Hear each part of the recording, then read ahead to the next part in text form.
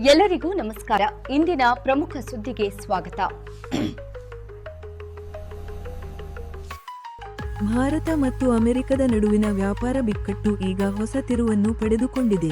ಅಮೆರಿಕದ ಆಡಳಿತವು ಭಾರತೀಯ ಸರಕುಗಳ ಮೇಲೆ 50% ಸುಂಕಗಳನ್ನು ವಿಧಿಸಿ ಒಂದು ದೊಡ್ಡ ಹೆಜ್ಜೆ ಇಟ್ಟಿದೆ. ಅಧ್ಯಕ್ಷ ಡೊನಾಲ್ಡ್ ಟ್ರಂಪ್ ಅವರು ಭಾರತದ ವ್ಯಾಪಾರ ಪದ್ಧತಿಗಳು ಏಕಮುಖ ಎಂದು ಆರೋಪಿಸಿದ ನಂತರ ಈ ನಿರ್ಧಾರ ಬಂದಿದೆ. ಈ ವಿಡಿಯೋದಲ್ಲಿ ಈ ಸುಂಕದ ಪರಿಣಾಮ ಭಾರತೀಯ ಆರ್ಥಿಕತೆಯ ಮೇಲೆ ಏನಾಗಿರಬಹುದು ಮತ್ತು ಭಾರತ ಸರ್ಕಾರವು ಈ ಸವಾಲನ್ನು ಹೇಗೆ ಎದುರಿಸುತ್ತಿದೆ ಎಂದು ನಾವು ನಿಮಗೆ ಹೇಳುತ್ತೇವೆ. ಈ 50% ಸುಂಕದಿಂದ ಭಾರತದ ಜವಳಿ, ಚರ್ಮ, ರತ್ನಗಳು ಮತ್ತು ಆಭರಣಗಳಂತಹ ಪ್ರಮುಖ ರಫ್ತು ಕ್ಷೇತ್ರಗಳು ನೇರವಾಗಿ ಪರಿಣಾಮ ಬೀರುತ್ತವೆ. ವರದಿಗಳ ಪ್ರಕಾರ $48 ಬಿಲಿಯನ್ಗಿಂತ ಹೆಚ್ಚಿನ ವ್ಯಾಪಾರ ಅಪಾಯದಲ್ಲಿದೆ. ಇದು ಸಾವಿರಾರು ಉದ್ಯೋಗಗಳಿಗೆ ಬೆದರಿಕೆಯನ್ನು ಉಂಟುಮಾಡಿದೆ.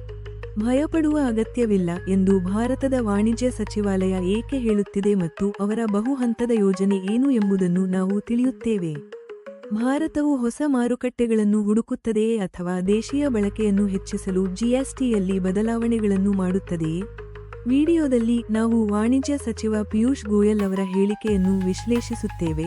ಅಲ್ಲಿ ಅವರು ನವೆಂಬರ್ ವೇಳೆಗೆ ಅಮೆರಿಕದೊಂದಿಗೆ ದ್ವಿಪಕ್ಷೀಯ ವ್ಯಾಪಾರ ಒಪ್ಪಂದವನ್ನು ಪೂರ್ಣಗೊಳಿಸುವ ಭರವಸೆ ವ್ಯಕ್ತಪಡಿಸಿದ್ದಾರೆ. ಎರಡೂ ದೇಶಗಳು ಈ ವ್ಯಾಪಾರ ಬಿಕ್ಕಟ್ಟನ್ನು ಪರಿಹರಿಸಲು ಸಾಧ್ಯವಾಗುತ್ತದೆಯೇ ಅಥವಾ ಅದು ಸಂಪೂರ್ಣ ವ್ಯಾಪಾರ ಯುದ್ಧವಾಗಿ ಮಾರ್ಪಡುತ್ತದೆಯೇ?